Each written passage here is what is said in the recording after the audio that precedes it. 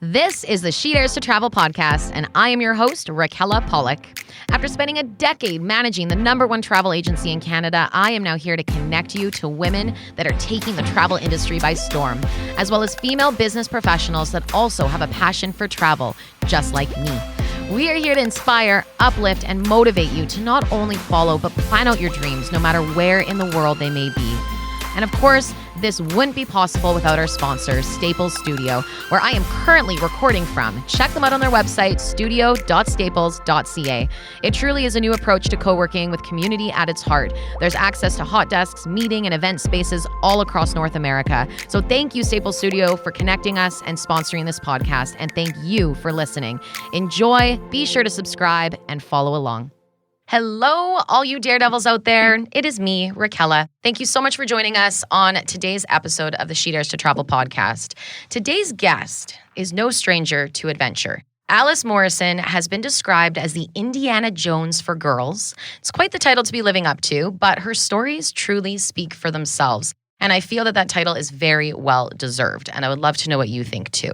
Alice has been accustomed to travel since a very young age, and she joins us today from where she lives in the foothills of the beautiful Atlas Mountains in Morocco. She's worked her way up the corporate ladder over the years and now has gone from TV presenter and CEO to full-time adventurer and writer, while also sharing her stories on her podcast, Alice in Wonderland. Alice, thank you so much for chatting with us today. That's my pleasure. So how are things going in the beautiful Atlas Mountains? They're good. We're just coming into winter now.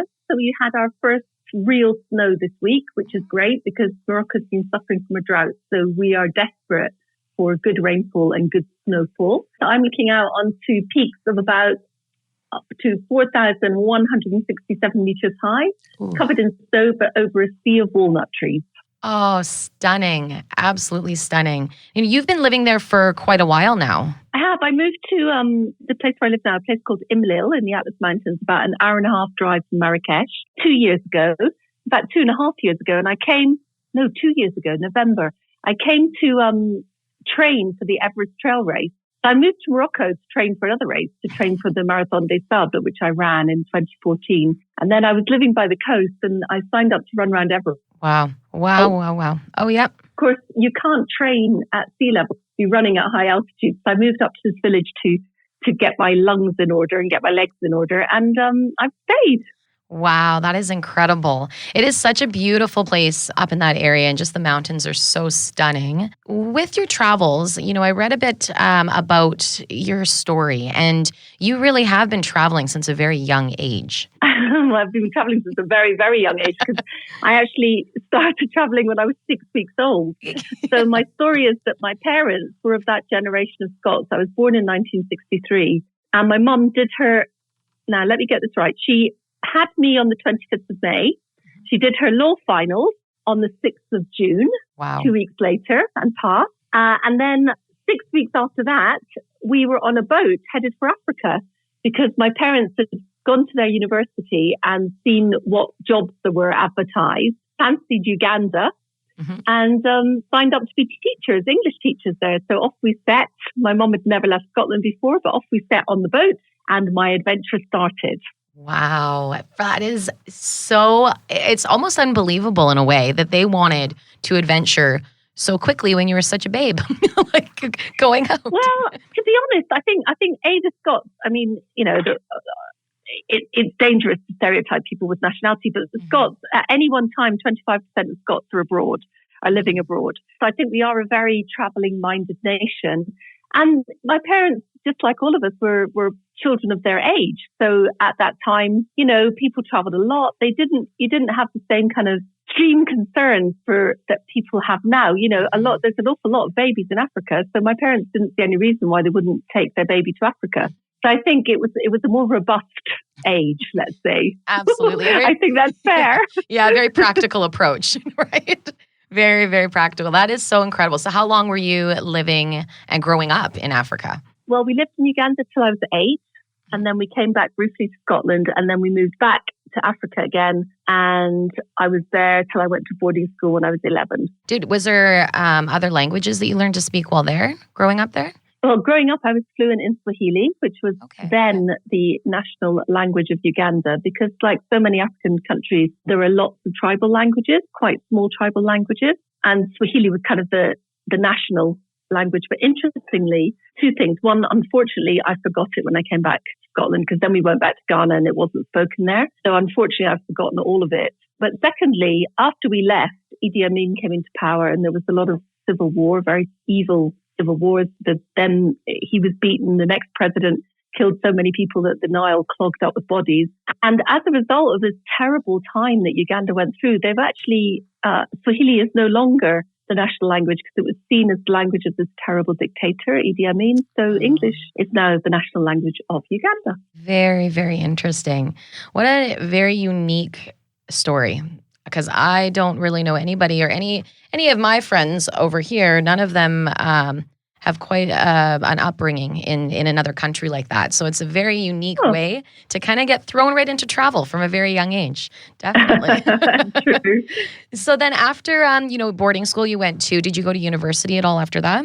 I did. I had a gap year and I went to work in Dubai, and I worked on a magazine called What's On in Dubai. So that was great for me because I lived with my parents for a year. I was only 17, my first job in journalism. And I was kind of the assistant. So I did absolutely everything and learned everything and started my first writing there, doing things like reports about the Dubai Rugby Club. I know very little about rugby, and doing travel features about places which I'm ashamed to admit that I'd never been to.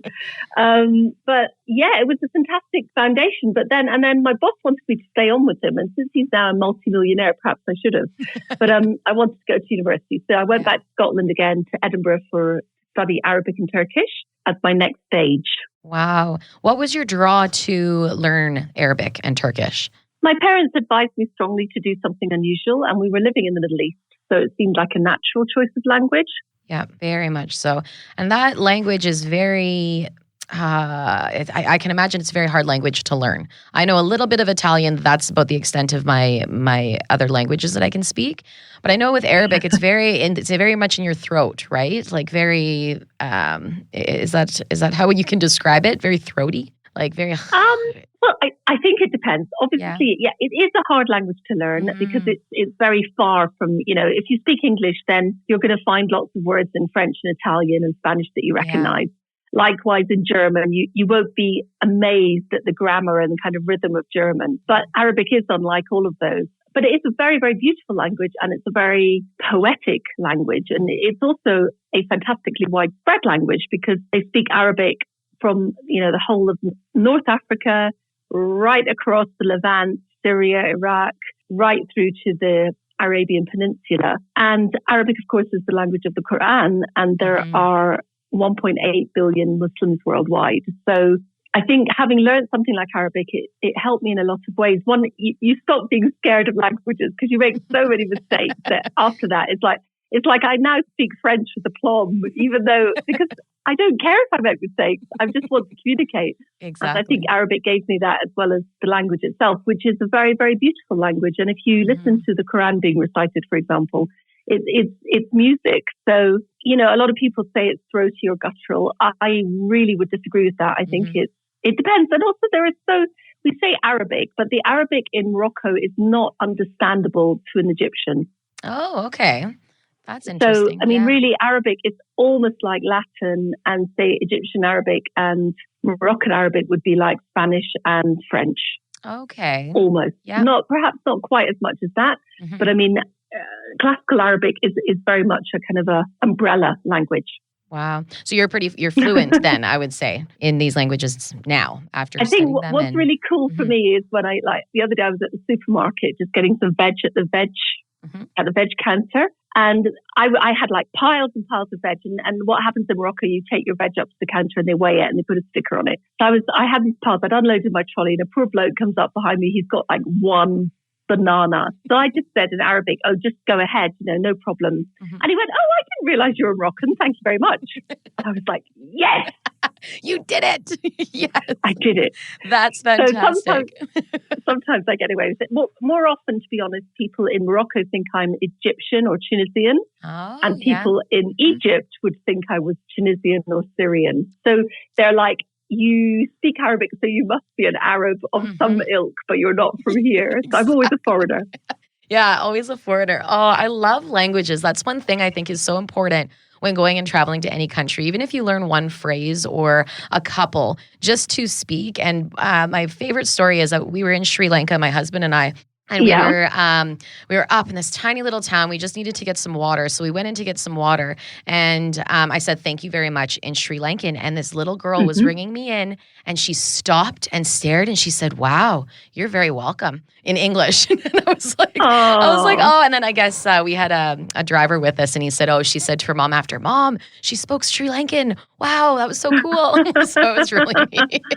But it's That's true. very nice. It's so important. It really is. So you've now gone through university. You've taken your Turkish Arabic. Where did you end up after that? Well, I wanted to, having learned, if you like, classical Arabic, Latin, I wanted to learn some real Arabic. So I'd already spent 6 months in Syria, in Damascus. Okay. But I went to Egypt and just took a job as an English teacher in order to improve my Arabic and, generally, make use of my degree. So that's what I did straight after. And then after 2 years of doing that, I kind of came back to the UK and started my career in journalism properly. Wonderful. And then that's where you started to get on from journalism. Was it BBC and you were presenting? Yeah, well, not really, actually. In fact, I worked in TV news. I was an editor, so I was the person who told my journalists what stories to run, decided on the headlines, the running order, like the editor of a newspaper. But I was on the BBC News Channel, which is their 24-hour TV news channel based in London. So I was doing that. And actually, my presenting came much later after I'd transformed into an adventurer. And I was asked to make a TV program about a adventure, following the salt route from Tangier in Morocco to Timbuktu. And that's when I did my first job as a presenter. Oh, wow. Okay. That's fantastic. So you were able to really incorporate what you learned from the news channel into being presenter, do you think? They kind of went hand in hand? Absolutely. I think, I don't know if everybody who's listening feels this, but I think everything you learn through your life, it's just stored up and it all comes in useful sometime. So absolutely, yes. I'd been a CEO for 9 years and I'd been away from TV for ages. But of course, you don't forget the grammar after you've been steeped in something or just how to do things a little bit. So I think it definitely helps. And as I say, I think all these things we learn, all of us through our lives, do come back to help us later on. 100%. I completely agree with that. And I love that too, because even with different jobs that you take, that's how we grow. If we're learning, we're growing. So it definitely makes sense then. So then how did the shift happen? You're CEO with the company and then all of a sudden you decide to become an adventurer. I guess I should say though, that you already were still traveling when you could while you were working, right? Like you still went off on adventures in between. Yeah, and I'm sure, again, so many people, this is going to resonate with you guys. Every holiday I had from my work, and it's very generous in the UK, I got 6 weeks holiday a year. Very nice. Plus all the public holidays, rather very different from America, I think. I don't know about Canada, but very different. It's different. From that over there. So, and I used to spend them. I used to, for example, at Christmas, I would take a whole month, even though I was the chief executive of the company. Nice. And I wouldn't take a phone and I would just go hiking in Patagonia or ice climbing in Peru or something that involved me sleeping very uncomfortably in a tent and, knocking my guts out physically because I loved it. And I remember at the time, my secretary, my personal assistant, Jackie, was like, Alice, what are you doing? That you could spend this time in a 6-star hotel in Thailand, fully comped. But why are you going to in a tent? To the Atacama Desert. That's just crazy. But I loved it. So yes, I traveled and adventured all the way through when I could. Yeah. In my holidays, like most of us do. And then the big switch for me came in 2010 because what happened was I was chief executive of a media development agency funding film, TV, games. And we had a change of government, the Tory government, the Conservative government came into power and they wanted to get rid of all organizations like mine, which were quasi non-governmental. So I had to merge my company into a bigger company so that we could reduce the numbers of us in the country. I was effectively made redundant. I had to make a lot of my team redundant, which was very difficult, of course. But for me, I was just like, right, that's it. It was very painful. And again, if you, especially at this time with COVID, when you lose a job or you lose your company or something like that happens and it's not your own volition, you don't want to do it. It's quite difficult. I think it's something that when you go through it, you feel that pain. And especially if you're in charge of other people and you're responsible for their livelihood and basically they lose it. I mean, that is extremely difficult. I feel for all bosses at the moment. Laying staff off is absolutely grim and nobody ever wants to do it. So anyway, I was a bit scarred by all this experience. And I thought, right, I won't say the words that I thought in my head. I thought, right, darn it, I'm going to cycle across Africa.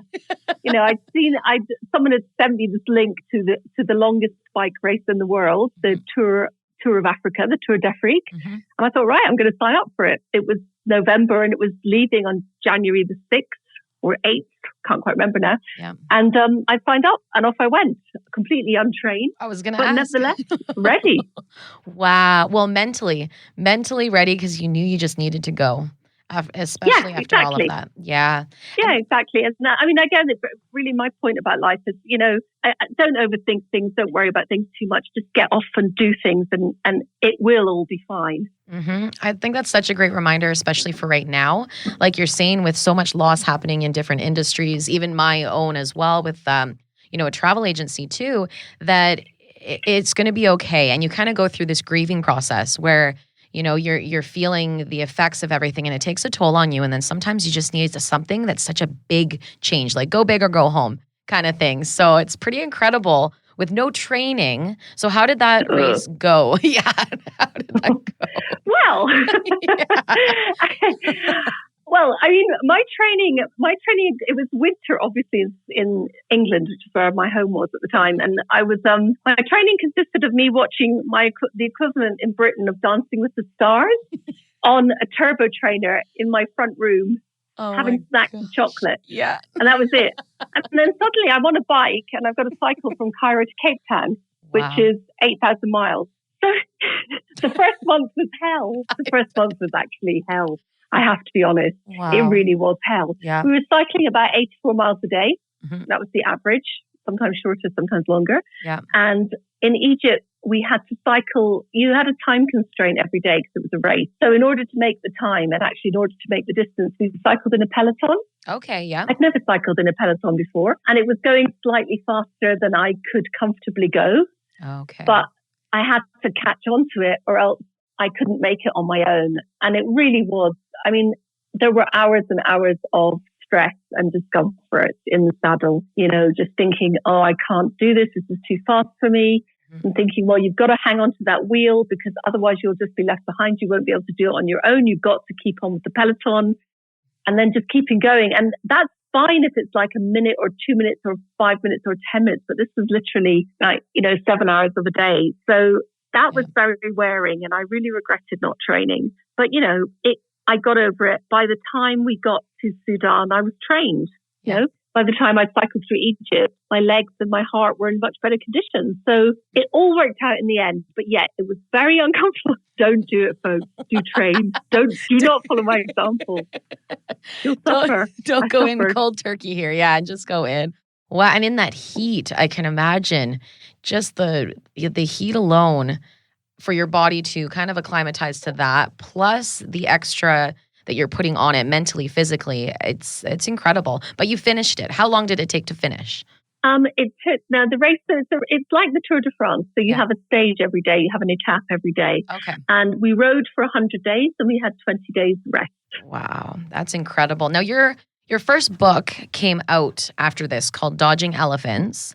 It did. What is one of the encounters with elephants that you had to dodge while you were on this race? I'm not going to tell you. Because we got to read the book. I really think you got to read the book for that one. Because there was only one encounter with an elephant and it was a very big one. Wow. So I'm not going to do a spoiler on my own great story. Darn, I tried.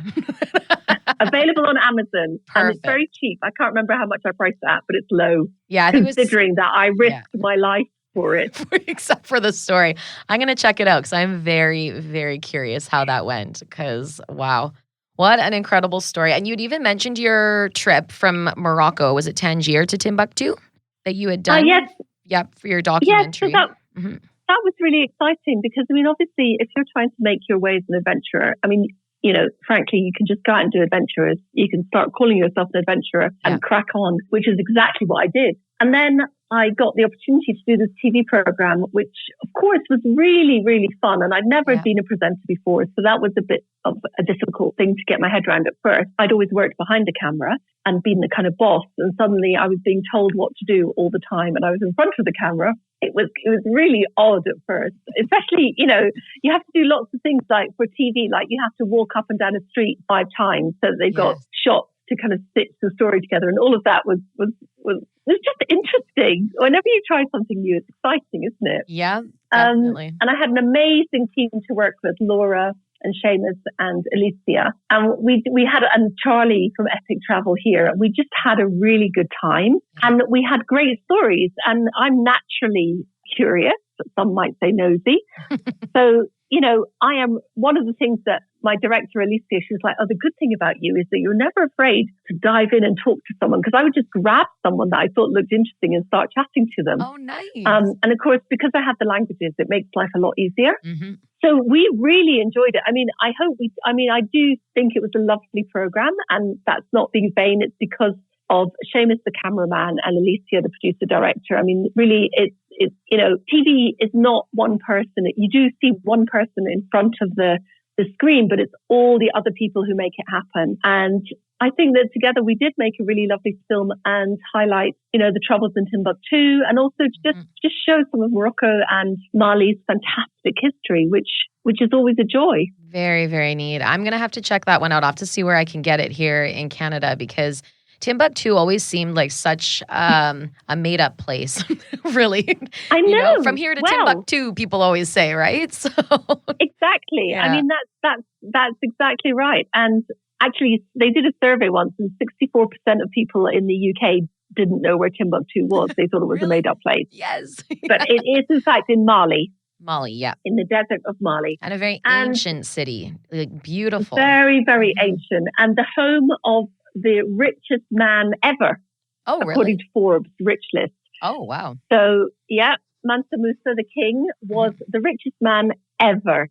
Wow. In fact, he was so rich that when he came up to do his pilgrimage, because he was a Muslim, so he walked all the way from Mali, or rode actually, all the way from Mali up to Egypt, and then across to Saudi Arabia to do the Hajj, the pilgrimage to Mecca, which every Muslim must do as the duty if he or she can afford it.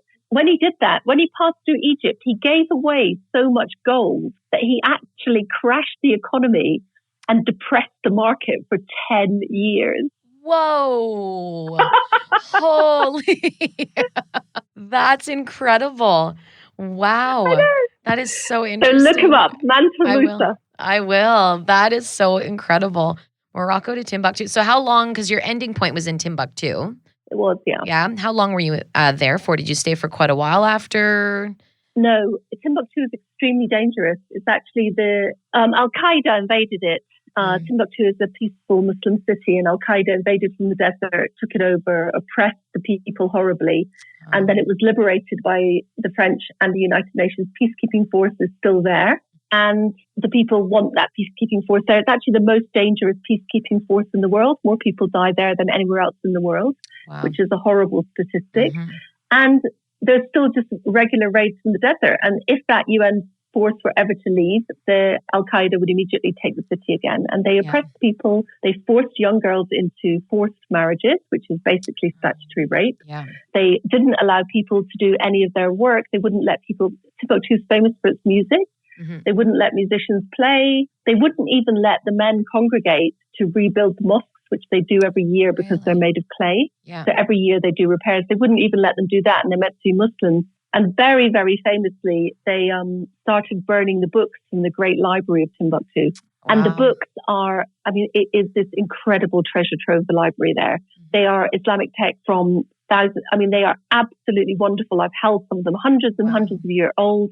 Handwritten in beautiful, gold leaf. They're exquisite. And these are Islamic texts and yet these ignorant Al-Qaeda soldiers Just tried to burn them. And the librarians of Timbuktu risked their lives, and every night, under cover of darkness, they smuggled books out of the libraries and into trucks and across to various hiding places in the rest of Mali. Incredible. So there's, again, something to really look at. There's a great book, I think it's called The Librarians of Timbuktu, which tells the story of these amazing guys. And I met one of them, and he was like a really small, really gentle man. Yeah. And he basically, every night, under the noses of the guards, had smuggled out books to save them. How wonderful is that? That's incredible. Absolutely incredible. Wow. So to answer your question, I'm sorry I didn't answer it. We were only in Timbuktu for 8 days because it's very, very dangerous. And the threat there is of kidnap. So basically what happens is a raiding party will come in from the desert. They'll snatch you and then they'll sell you to the highest bidder. So, Al-Qaeda, ISIS, who will then use you as a hostage. And honestly, nobody, that's an awful thing. Nobody wants that to happen. I don't want that to happen in my life. So we were very, very cautious. Yes. We had an army guard with us. We also had the local militia with us. Okay, yeah. So at all times, I think we had about 8 armed men in a truck behind us. And we had a security specialist from the UK with us as well. Yeah. And we had lots of protocols if we were attacked or if a kidnap attempt happened. Wow. Fortunately, it didn't. But it's one of those things. Yeah. And, that's the reality. It's all very well for me going in for 8 days, but the poor people who live in that beautiful city who were just going about everyday business, and suddenly, this armed group, terrorist group comes in and occupies their city and subjects them to all manner of horrible things. It just shows you, we're so lucky if we live in a place that's secure. I mean, we're so lucky, and it's something that genuinely to be appreciated. It is, and it's something that I think we take many things for granted in the busyness of life. So that is a huge reminder, and it just really puts things into perspective that, some people have greater hardships than a lot of the things, that we go through too. So what an incredible experience and story. That's just fantastic. I'm going to check out that book too. I'm going to have lots of reading to do after this. You are. I am. You are. I can plug my next book, From Morocco to Timbuktu, because basically after the TV show, I wrote a book about it. Yeah. And for 2 reasons. I wanted to share more of the story because, of course, on TV you cut loads out. So it's the full story, but it's also a little bit of a behind-the-scenes look at what it's like to make a TV show. Oh, so it doesn't, it doesn't do any spoilers, but it does hopefully give you an insight on teamwork and what goes into making a show. Exactly. Very, very neat. Now, I know there's mention probably in the book too, so maybe this won't be a full spoiler, but you mentioned it on your website. That's why I bring it up. That you spent hours up to your thighs in pigeon poop. And I'm wondering when that would happen and why it was up to your thighs. That's crazy. Well, yes, I really like to get stuck into things, and any excuse to act like a child is absolutely fine. So I went to visit a tannery, and Morocco is very famous for its leather, Moroccan leather, and they still cure the leather using old-fashioned methods. So every Friday, the pigeon owners from the city arrive in Marrakesh at the tanneries with kilos of pigeon poo, which they sell to the tanneries, and the tanners then put this pigeon poo mixed in with some other things into a big vat.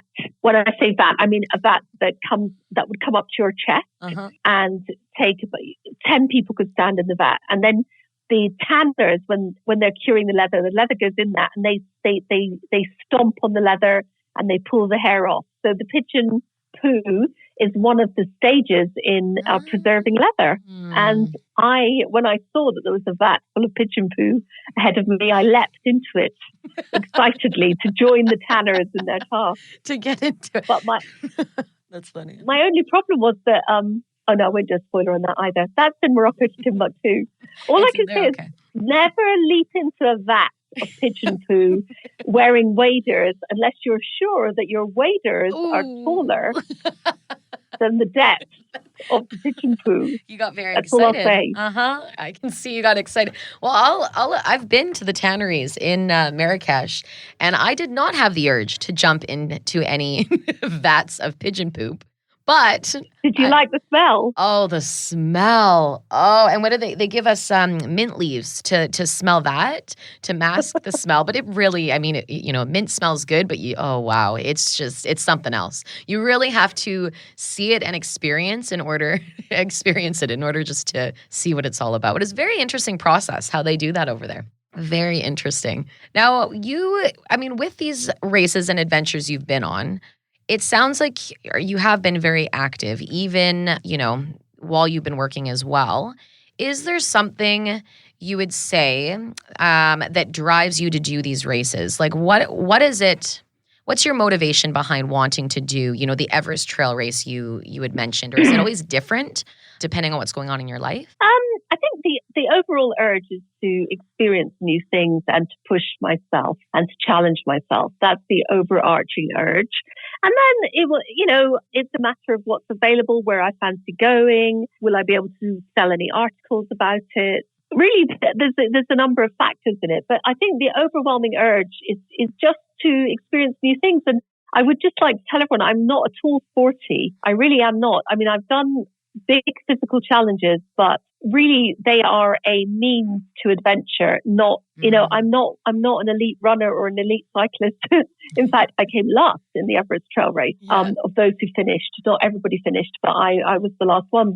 And in Tour d'Afrique, I came third, which is much better. Wow, fantastic! But I'm by no means a good sports person at all. But it's more a case of having a go. And I do like being outdoors, and I do like endurance. I do like getting places under my own steam, on my own legs. So that's spur really. And again, my message to anyone out there is never think you're too old, too fat, too weak, too whatever, and never think you're not enough, not strong enough, not fit enough, not fast enough. Because if I can do it, I can guarantee you that you can do it. So just give it a go. That would honestly be my advice. Just give it a go. Give it a go, because why not? And I guess that's a lot of the mental aspect for preparing for something endurance-wise that's that long. Preparing mentally is just as important as preparing physically for it and reminding yourself you can do it. It's just a matter of overcoming those thoughts that do creep up. Definitely. That's incredible. Definitely. Well, definitely more of a mental challenge, I think. Absolutely.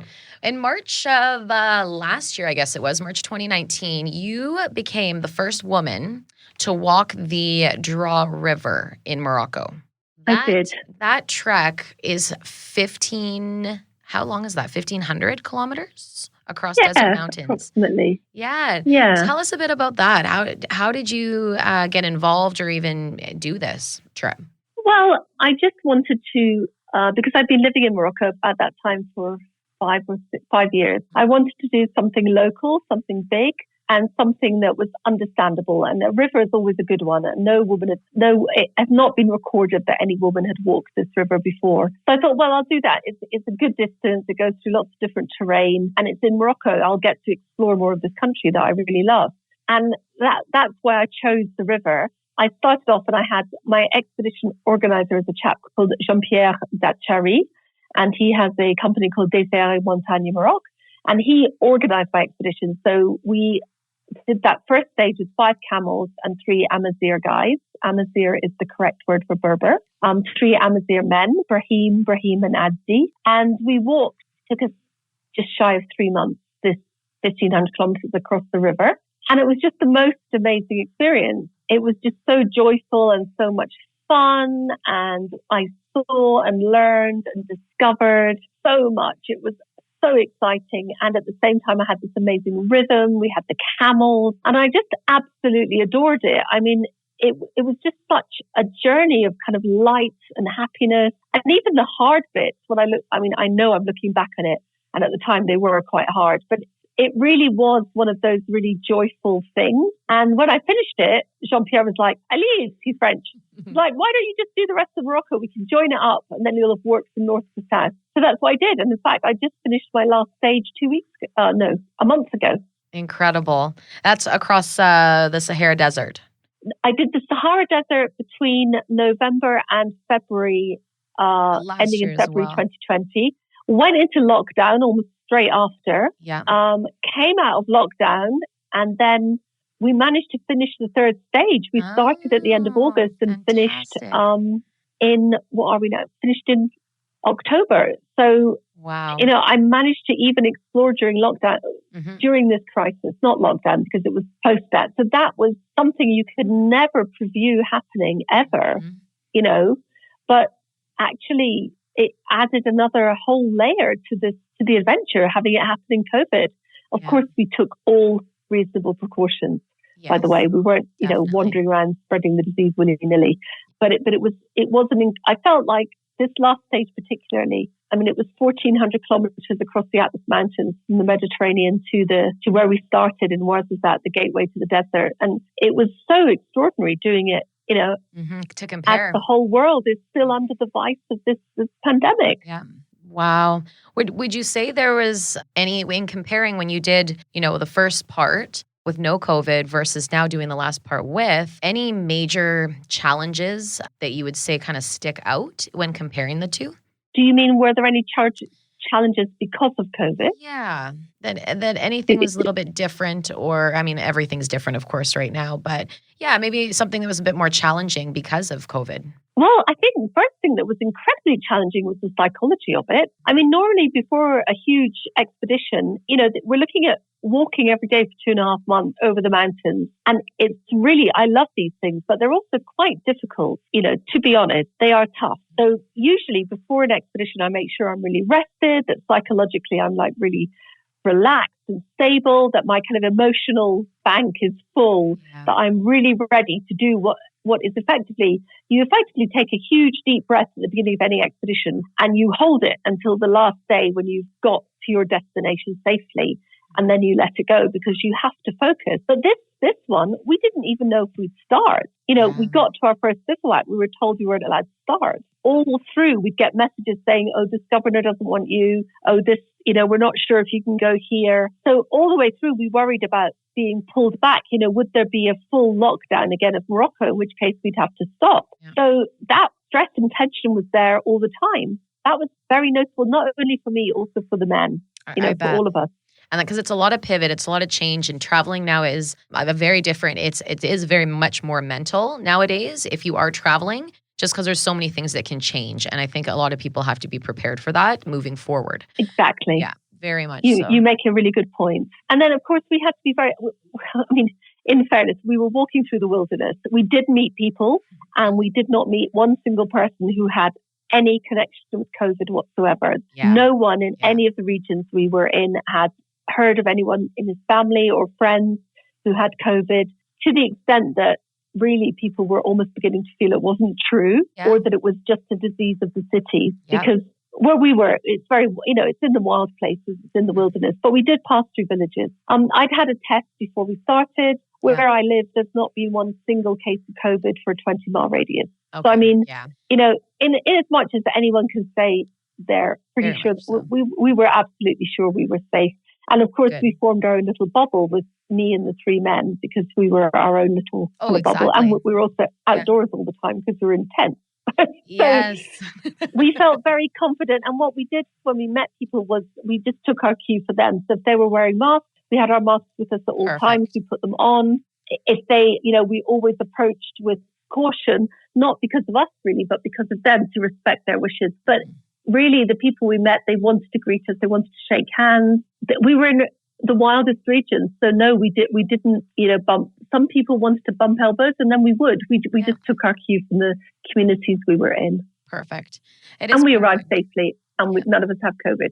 What would you say your biggest highlights would be then off of this most recent, or I guess all of them collectively, really, trek that you went on? Oh, I can't do a highlight for all of. I mean, you're talking about 7.5 months of, I know, highlights every day. But I can give you a highlight for the last one. The last one, the highlight was definitely dinosaur footprints. We found dinosaur footprints. That's incredible. Really incredible. Wow. Yeah. And you found them, were they well known in like the town or village you were in, or is it just you stumbled upon them? No, we did 2 things. We did something. Initially, I said that I would love to find some dinosaur footprints. So we could, for 9 weeks, we were 9 weeks into kind of a 10.5-week expedition and we hadn't found any. And it was really, it's like, I want to find some. Because there are regions in Morocco which are very well known for their fossils. Yeah. So I was like, I want to find some. And then Jean-Pierre, back at base, found a mention on the internet of a place near where we were, where a guy called Hassan Yamami had found some dinosaur footprints. So there was a GPS point. So Jean-Pierre went in and we found them. We found these dinosaur footprints, and we had climbing harnesses, and we scaled this very high rock face, which freaked me out no end. Mm-hmm. And I measured them, put my hand in them, photographed them. But then my blood was up and I wanted to find my own. So actually about four days later, we found our own set in a completely new site, because now we knew what we were looking for. Yeah. Now we'd seen them in real life. So we logged another new site. We've got all the coordinates and everything for that. And I've sent those to the Natural History Museum in England, in London.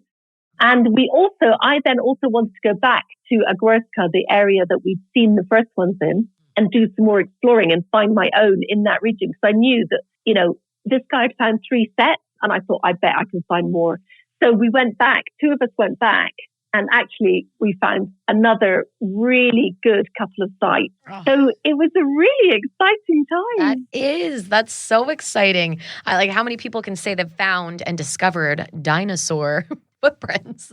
I know. Oh, that's incredible. See, that's the Indiana Jones for girls right there happening. That's definitely Thank you very much. Yeah. I appreciate that. It's a fantastic title, and you do live up to it so well. Definitely do. Oh, I don't know about that. I mean, it does make me laugh. It's a bit of a joke, really. But, heck. Yeah. You've got to think of something for a headline, don't you? Exactly. Run with it. Oh, man. Well, I mean, and one thing too, I have been wondering, because you live, you live in the Atlas Mountains. You've been there for many years. Is there anything you've learned while living in Morocco that's been maybe somewhat surprising?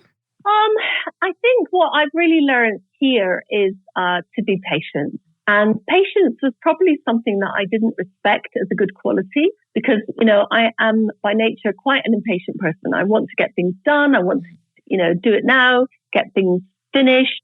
But actually, there are some very negative. Being hasty can cause you lots of trouble and problems. And actually, if you're patient, if you take the time to listen to other people, to really investigate what's going on, and just to sit with things for a little bit, I have found that has really, really helped me in my life. And it's not something I would expect, because, as I say, in a way, if somebody, listed somebody's qualities and said, oh, they're very patient, I'd be like, oh God, that just means boring. But I would. I could see that. Now I would say, okay, interesting, because I've definitely benefited from just taking a breath and not wanting to control everything as well. Just being patient, seeing how things work out a little bit, not trying always to force my will or my way onto things. So that's, I think, the surprising thing personally that I've learned living in this culture. I think that's fantastic. And it's such a nice reminder, especially from people, like me, and you're from a city and it's always hustle, bustle, go, go, go. And even this year has forced a lot of us to be more patient, more present, and really be in the moment more, right? And it's a hard one. It's very hard for many, and I even struggle with it. But once you kind of start doing it, you realize it's not like a sign of weakness. It's actually very therapeutic and nice just to listen. I like that. I really do. With, I have to ask, because when we were in Morocco, I was actually engaged. My husband proposed in Morocco up in Tangier on the beaches at sunset. Yes, that was in 2018. We were there, February 2018. And it was fantastic. Morocco really does have a place in our heart. We took the ferry over from Gibraltar and then went around and saw quite a few different beautiful places. But my favorite thing was the tangines. And I know that food is a staple all throughout Morocco, but the flavors in this clay pot, as they have it with the lid, are absolutely incredible. And I'm curious, what is your favorite food over there? My favorite food is goat intestine sausages. Oh, well, I was not expecting that. So really, the reason for that is that So I've only eaten them when we've been on expedition, and as a celebration, like about once every expedition, I'll buy a goat. Yeah. Because we mainly eat vegetables, and at some point the men get really hungry for meat. So I'm like, right, we'll get a goat. And Adi, one of my companions, he's the son of a nomad. He's only 24, and the minute he gets to cook a goat, he is a happy, happy, happy man. So the good thing I mean, I am a meat eater, but I hate killing animals. So I'm a hypocrite. But the great thing, I think, about eating animals close to their source, so you'd buy the goat from a nomad, it would be killed cruelty-free. I mean, cruelty-free, you can't kill anything cruelty-free, but you know what I mean? Mm-hmm, Very quickly, close to the place where in the place that it lives, so there's no transport involved.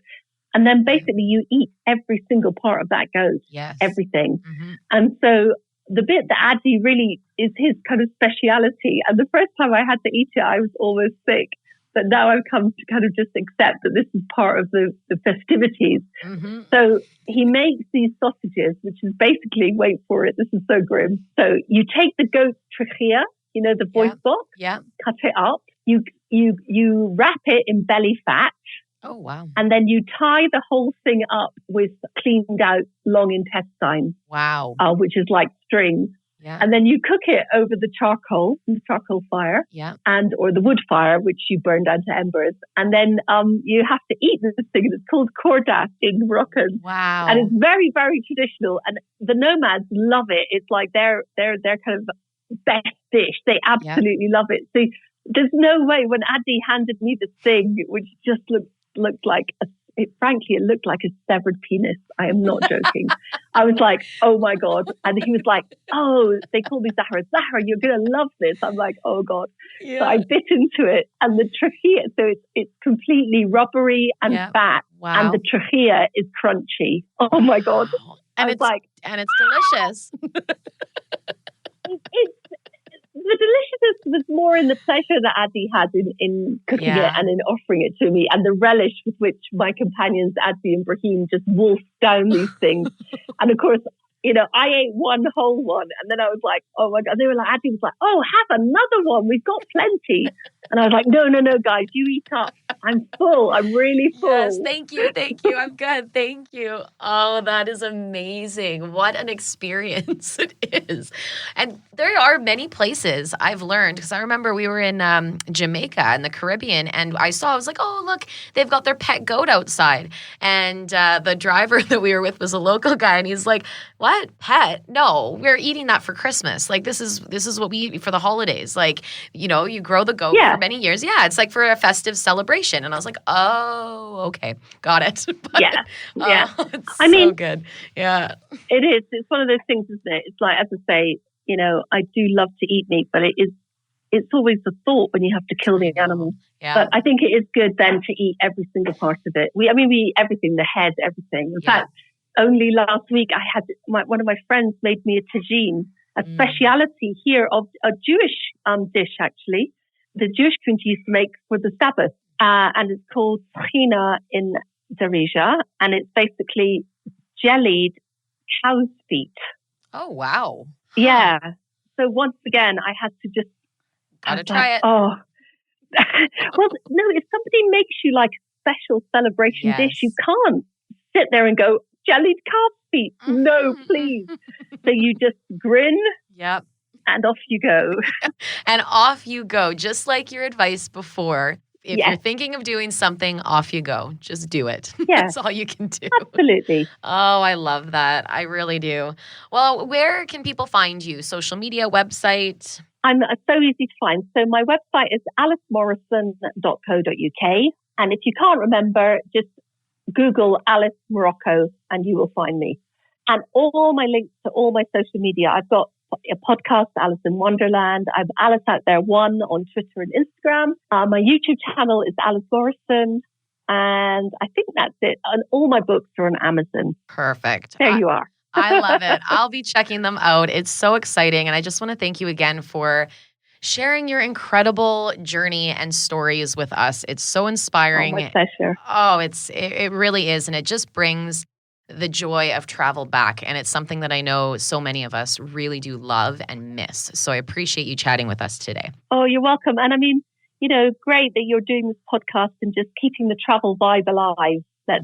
We need more of them. We do, exactly. And, you know, funnily enough, on my drive into the studio today, I went past an elementary school, and there's a big marquee sign with those big letters on it. And it had a quote, and it was, "Life is a journey, and how you choose to live is your adventure."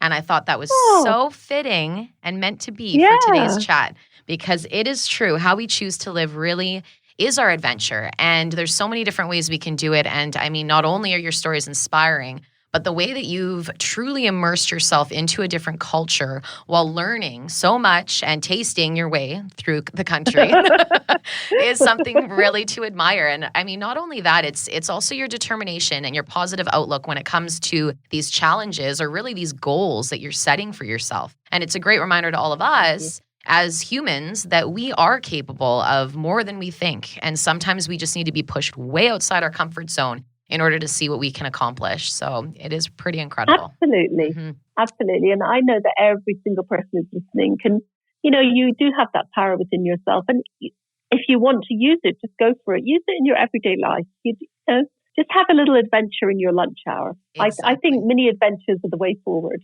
Absolutely. I love it. Well, thank you so much again. Really appreciate your chat. If you like this episode, please subscribe, download a few more, and leave a review. I really would love to hear from you, what you enjoyed and what your key takeaways were. And of course, please let me know if there's any aspect of the travel industry you want me to talk about next. You can also search for the hashtag She Dares to Travel Podcast on Instagram and comment on the episode's post with your questions. I'd love to answer them all for you guys. I hope you enjoy your day, stay so well, and until next time, fly straight.